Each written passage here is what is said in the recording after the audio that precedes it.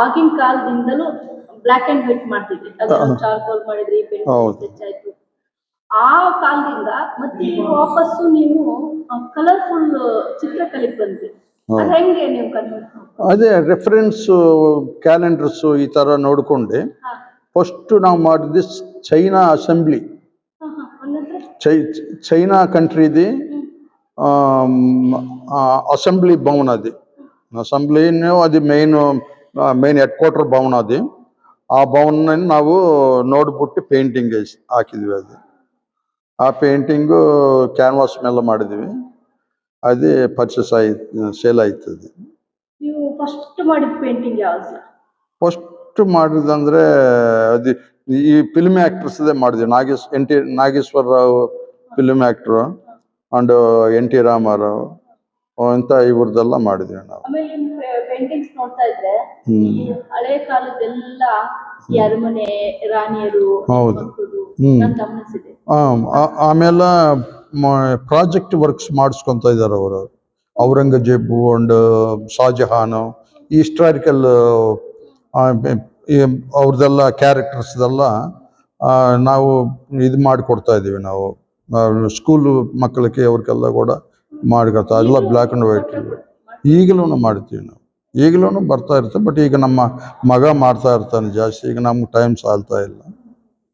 ಅವಾಗ ಅಂದರೆ ನಾವೆಲ್ಲನೂ almost historical ಎಲ್ಲ ಇದು ಮಾಡಿ ಅವರು ಈ ಕೆಲವರು ಫ್ಯಾಷನ್ ಡಿಸೈನ್ಕಂತ ಆರ್ಟ್ ಮಾಡಿಕೊಂಡು ಎಕ್ಸಾಮ್ಸ್ ಪರ್ಪಸ್ಗೆ ಇದು ಮಾಡಿ ಮಾರ್ಕ್ಸ್ ತೊಗೊತಾ ಇರೋರು ಅವರು ಈ ಥರ ವರ್ಕ್ಸ್ ಎಲ್ಲ ಮಾಡಿಕೊಟ್ಟಿದ್ದೇನೆ ನಾವು.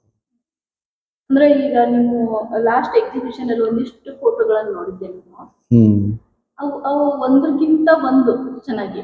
ಒಂದು ಪೇಂಟಿಂಗ್ ಮಾಡೋಕ್ಕೆ ನೀವು ಹೆಂಗೆ ಸಿದ್ಧತೆ ಮಾಡ್ತೀವಿ? ಒಂದು ಪೇಂಟಿಂಗ್ ಮಾಡ್ಕೊಂಡು ಸಿದ್ಧತೆ ಫಸ್ಟ್ ಕಾನ್ಸೆಪ್ಟ್ ನಾವು ರೆಡಿ ಮಾಡ್ಕೋಬೇಕು. ಕಾನ್ಸೆಪ್ಟ್ ರೆಡಿ ಮಾಡ್ಕೊಂಡಿದ ಮೇಲೆ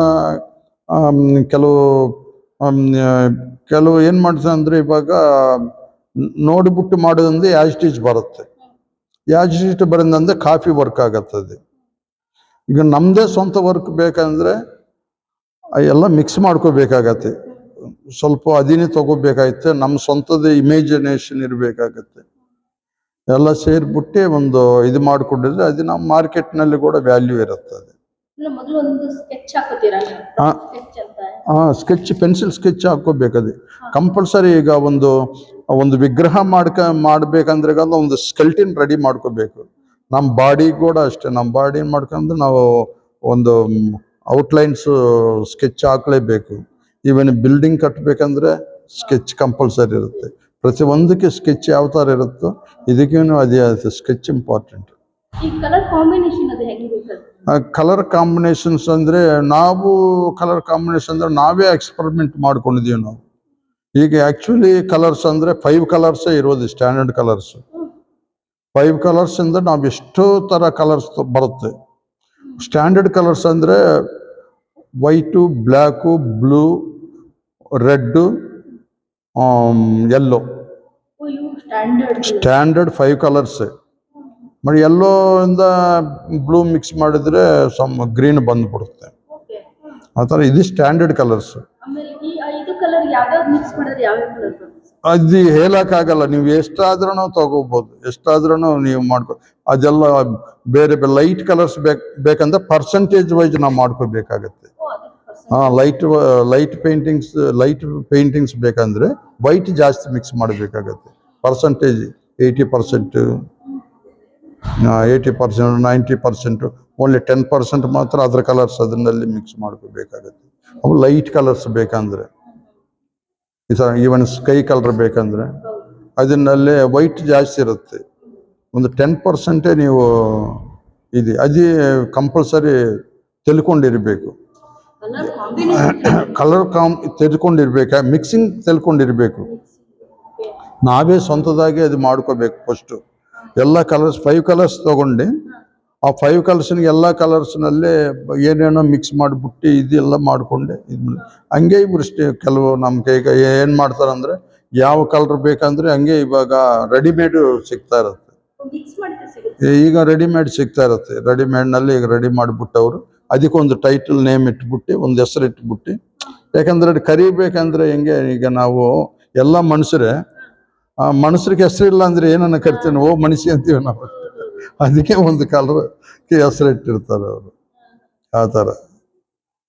ಅಂದ್ರೆ ನಾವು ಮೊದಲು ಈ ಚಿತ್ರಕಲೆಗೆ ಅಂತ ನಾವು ಕಾಲಿಡಕ್ಕಿಂತ ಮುಂಚೆ ಕಲರ್ ಕಾಂಬಿನೇಷನ್ ಕಲರ್ ತಿಳ್ಕೊಂಡ್ಲೇಬೇಕದು. ಆ ಕಲರ್ಸ್ನೇ ನಾವು ಎಕ್ಸ್ಪೆರಿಮೆಂಟ್ ಮಾಡ್ಕೋಬೇಕು. ನಾವು ಫಸ್ಟ್ ಕಲರ್ಸ್ ಇದು ಮಾಡ್ಕೋಬೇಕಾಗತ್ತೆ.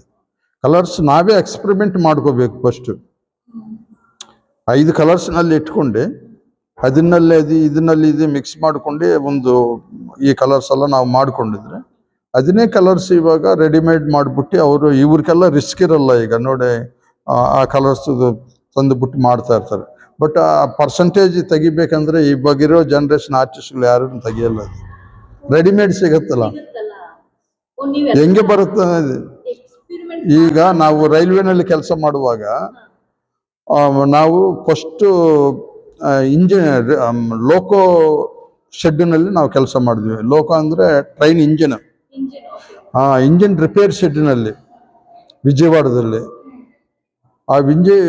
ಆ ರಿಪೇರ್ ಶೆಡ್ನಲ್ಲಿ ಮಾಡುವಾಗ ನಾವು ಏನು ಮಾಡ್ತೀವಿ ಅಂದರೆ, ಅವರು ಅಲ್ಲೇ ಇಂಜಿನ್ ಎಲ್ಲ ಎಲ್ಲಾದ್ರೂ ಆಕ್ಸಿಡೆಂಟ್ ಆಗಿರುತ್ತೆ, ಅದಕ್ಕೆಲ್ಲ ಪೇಂಟಿಂಗ್ ಮಾಡಿಬಿಟ್ಟು ಒಳಗಡೆಲ್ಲ ರಿಪೇರ್ ಮಾಡಿಬಿಟ್ಟು ಪೇಂಟಿಂಗ್ ಮಾಡಿಬಿಟ್ಟು ಹೊರಗಡೆಗೆ ಕಳಿಸ್ತಾರೆ. ಅವರು ಕಳಿಸುವ ನಮ್ಮದು ಪೇಂಟಿಂಗ್ ಡಿಪಾರ್ಟ್ಮೆಂಟು. ಪೇಂಟಿಂಗ್ ಬಿಟ್ಟು ನಾವು ಸ್ಪ್ರೇನಲ್ಲೇ ಪೂರ್ತಿ ಅದರದ್ದು ಬಾಡಿ ಎಲ್ಲ ಪೇಂಟಿಂಗ್ ಮಾಡಬೇಕು. ಸ್ಟ್ಯಾಂಡರ್ಡ್ ಕಲರ್ಸೇ ಕೊಡ್ತಾರೆ ನಮಗೆ. ಸ್ಟ್ಯಾಂಡರ್ಡ್ ಕಲರ್ಸೇ 20 ಲೀಟರ್ಸ್ ಕಲರ್ಸ್ ಸಿಗುತ್ತೆ. ಆ ಕಲರ್ಸ್ ಸಿಗುತ್ತೆ. ಸಿಕ್ಕಿದ ಮೇಲೆ ಅದೇನು ಮಾಡ್ತೀವಿ ಅಂದರೆ, ಪೇಂಟಿಂಗ್ ಆದಮೇಲೆ ಔಟ್ಸೈಡ್ ಹೋಗುತ್ತದೆ ಟ್ರೈನು. ಹಾಗೆ ಒಂದು 15-20 ಡೇಸ್ಗೆ ಎಲ್ಲಾದ್ರೂ ಯಾವುದೊಂದು ಜಾಗನ ಸ್ವಲ್ಪ ಆಕ್ಸಿಡೆಂಟ್ ಆಗಿಬಿಟ್ಟಿದ್ರೆ ಪೂರ್ತಿ ಓವರ್ ಆಯಿಲಿಂಗ್ ಮಾಡಲ್ಲ. ಅದನ್ನು ಮತ್ತೆ ಶೆಡ್ಡಿಗೆ ತೊಗೊಂಡು ಬಂದ್ಬಿಟ್ಟು ಪೇಂಟಿಂಗು ಮತ್ತೆ ರೆಡಿ ಮಾಡಿಬಿಟ್ಟು ಅದು ಏನೇನು ಇದಾಗಿದ್ದೋ ಮತ್ತೆ ಪೇಂಟಿಂಗ್ ಮಾಡಬೇಕು. ಆವಾಗ ಪೂರ್ತಿ ಪೇಂಟಿಂಗ್ ಮಾಡಿಸಲ್ಲ. ಆವಾಗ ಏನಾಗುತ್ತೆ ಅಂದರೆ, ಯಾವತ್ತು ಈ ಪೇಂಟಿಂಗ್ ಇಲ್ಲಿ ಮಾಡಿಬಿಟ್ಟು ಹೊರಗಡೆ ಹೋಗುತ್ತೋ, ಹೊರಗಡೆ ಬಿಸಿಲಿಗೆ ಏನಾಗುತ್ತೆ ಅಂದರೆ ಶೇಡ್ ಆಗತ್ತೆ. ಸೇಮ್ ನಾವು ಅದೇ ಕಲರ್ ಮಾಡಿದ್ವಿ ಅಂದ್ಬಿಟ್ಟು ಮತ್ತೆ ನಾವು ಈ ಕಲರ್ ಮಾಡಿದರೆ ಸೆಟ್ ಆಗಲ್ಲ. ಆ ಶೇಡ್ ಆಗಿರೋದು ಕಲರ್ನ ನಾವು ಎಕ್ಸ್ಪೆರಿಮೆಂಟ್ ಮಾಡಬೇಕು. ಅಂದ್ರೆ ಈಗ ನೀವು ಆ ಡಿಪಾರ್ಟ್ಮೆಂಟ್ ಇರೋದ್ರಲ್ಲಿ ಇದ್ದಿದ್ರಿಂದ ಅಲ್ಲಿ ನಿಮಗೆ ಕಲರ್ದು ಒಂದು ಕೆಲಸನೇ ಇದೆ. ಹೌದು, ಅದೇ ಪ್ರತಿಯೊಂದಷ್ಟೇ ಕಲರು. ಇನ್ನೊಂದೇನಂದ್ರೆ, ನಮ್ಮ ಆಫೀಸರ್ ಒಬ್ಬರು ಬೆಂಗಳೂರಿನಲ್ಲೇ ಅವ್ರು ಪೋಸ್ಟಿಂಗ್ ಆಗಿದೆ. ಅವ್ರಿಗೆ IRS ಕ್ಯಾಂಡಿಡೇಟ್ ಸೋಲಾನ್ ಗುಪ್ತಾ ಅಂದ್ಬಿಟ್ಟು ಅವರು ಅಸಿಸ್ಟೆಂಟ್ ಇಂಜಿನಿಯರ್ ಆಗಿ ಇಲ್ಲೇ ಪೋಸ್ಟಿಂಗ್ ಆಯ್ತು, ಬೆಂಗಳೂರಿನಲ್ಲಿ ಪೋಸ್ಟಿಂಗ್ ಆಯ್ತು. ಈ ಬೆಂಗಳೂರಿನಲ್ಲಿ ಏನು ಮಾಡಿದ್ರು ಅಂದರೆ, ಅವರು ಒಂದು ಫ್ರಿಡ್ಜ್ ಪರ್ಚೇಸ್ ಮಾಡಿದ್ರು. ಅದು ಫ್ರಿಡ್ಜ್ ಪರ್ಚೇಸ್ ಮಾಡಿದ್ರೆ, ಆ ಫ್ರಿಡ್ಜ್ ಪರ್ಚೇಸ್ ಮಾಡಿಬಿಟ್ಟು ಅವ್ರು ಏನು ಮಾಡಿದ್ರು ಅಂದರೆ, ಅದೇ ಇಲ್ಲಿಂದ ಟ್ರಾನ್ಸ್ಫರ್ನಲ್ಲಿ ವಿಜಯವಾಡಕ್ಕೆ ಬಂದಿದ್ರು. ವಿಜಯವಾಡ ಬಂದಿದ್ರ ಮೇಲೆ ಅಲ್ಲೇ ನಮಗೆ ಕನ್ಸಲ್ಟೆಂಟ್, ನಮ್ಮ ಡಿಪಾರ್ಟ್ಮೆಂಟ್, ನಮ್ಮ ಹೈಯರ್ ಅಧಿಕಾರಿ ಏನು ಮಾಡಿದ್ರು ಅಂದರೆ, ಇವರು ಇಲ್ಲಿಂದ ಮೆಟೀರಿಯಲ್ ಟ್ರಾನ್ಸ್ಪೋರ್ಟ್ ಆಗುವಾಗ ಫುಲ್ಲು ವೈಟ್, ಅದು ಮಿಲ್ಕಿ ವೈಟ್ ಫ್ರಿಡ್ಜ್. ಆ ಫ್ರಿಡ್ಜಿಗೆ ಡ್ಯಾಮೇಜ್ ಆಯಿತು ಟ್ರಾನ್ಸ್ಪೋರ್ಟ್ನಲ್ಲಿ. ಆ ಟ್ರಾನ್ಸ್ಪೋರ್ಟ್ ಇದು ಮಾಡುವಾಗ ಅವರು ತೊಗೊಂಡು ಬಂದಿದ್ರು. ಅವ್ರು ಹೇಳ್ಬಿಟ್ಟಿದ್ರು, ನಮ್ಮ ಇನ್ಚಾರ್ಜ್ ಹೇಳ್ಬಿಟ್ಟು, ಮಾಲೆ ಇದ್ರಿ ನೀವು ಇದನ್ನ ಸೇಮ್ ಆ ಕಲರ್ ಸ್ವಲ್ಪ ಟಚ್ ಮಾಡಿಬಿಟ್ಟು ಅಂದ್ಬಿಡು. ಅದನ್ನೇ ಟಚ್ ಮಾಡೋಕೆ ಎಲ್ಲ ವೈಟ್ಗಳು ತೊಗೊಂಡು ಬಂದಿದ್ವಿ. ಎಲ್ಲ ವೈಟ್, ಯಾವ ವೈಟು ಸೆಟ್ ಆಗ್ತಾ ಇಲ್ಲ ಅದಕ್ಕೆ. ಅದು ಒಂದು ಅಷ್ಟೇ ನಮ್ಗೆ ಒಂದು ಚೂರು ನಾವು ಟಚ್ ಮಾಡಿದ್ರೆ ಆ ಕ್ರಾಚ್ ಸೆಟ್ ಆಗುತ್ತೆ. ಲಾಸ್ಟಿಗೆ ಆ ಕಲರು ವೈಟ್ ನೆರೋಲಾಕ್ ಪೇಂಟಿಂಗ್ನಲ್ಲಿ ವೈಟ್ನಲ್ಲಿ ಸೆಟ್ ಆಯಿತು. ಅದು ವೈಟ್ ಅಂದ್ಬಿಟ್ಟು ಸೇಮ್ ವೈಟೇ ನಾವು ಹಾಕಿದ್ರೆ ಕ್ರಾಚ್ ಆಗಿದ ಮೇಲೆ ಸೆಟ್ ಆಗಲ್ಲ. ಆ ಥರ ಇರುತ್ತೆ. ಆಮೇಲೆ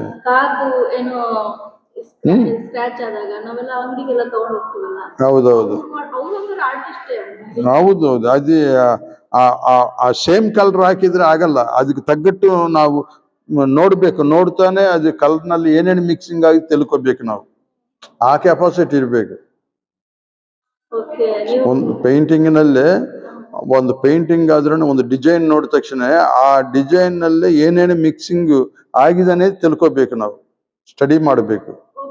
ಚಿತ್ರ ನೋಡಿ ವಾವ್ ಅನ್ನಂಗಿಲ್ಲ. ಇಲ್ಲ ಅದು ಎಷ್ಟು ಪರ್ಸೆಂಟೇಜ್ ಆಯ್ತು ಏನೇನು ಮಿಕ್ಸ್ ಆಗಿದಾನೆ ತಿಳ್ಕೊಬೇಕು ಯಾಸ್ಟೇಜ್ ಬರ್ಬೇಕಂದ್ರೆ. ಕಲ್ತ್ರೆ ನಾವು ಡಿಸೈನ್ ಮಾಡ್ಬೋದು. ಅದೇ ಎಕ್ಸ್ಪೀರಿಯನ್ಸ್ ನಲ್ಲಿ ಬರ್ತಾ ಇರತ್ತೆ, ಎಕ್ಸ್ಪೀರಿಯನ್ಸ್ ನಲ್ಲಿ ಬರ್ತಾ ಇರತ್ತೆ. ಇದು ನಾವೆಲ್ಲ ಅನುಭವಿಸಿದ್ವಿ ಅದೆಲ್ಲ ಮಾಡಿ. ಯಾಕಂದ್ರೆ ಅವ್ರನ್ನ ಹೊಸದಾಗಿ ಮಾಡೋಕೆ ಅವ್ರು ಇಷ್ಟಪಡಲ್ಲ. ಅಡ್ಜಸ್ಟ್ ಮಾಡಿಬಿಟ್ಟು ಅವರು ಏನೋ ಟಚ್ ಮಾಡ್ಬಿಟ್ಟು ಇದು ಮಾಡೋ ತರ ಹೇಳ್ತಾರೆ. ಅವ್ರಿಗೆ ಈಜಿ, ನಮ್ ಕಷ್ಟ ಇದೆ. ಆದ್ರೂ ಬಟ್ ನಿಮ್ಗೆ ಯಾವ್ದೇ ಸಂದರ್ಭದಲ್ಲಿ ನೀವು ಕಲರ್ ಇದನ್ನ ಮಾಡ್ಬಿಡ್ತೀರಾ, ಬಟ್ ಹೊಸಬರಿಗೆ ಅದು ಸಾಧ್ಯ ಆಗಲ್ಲ.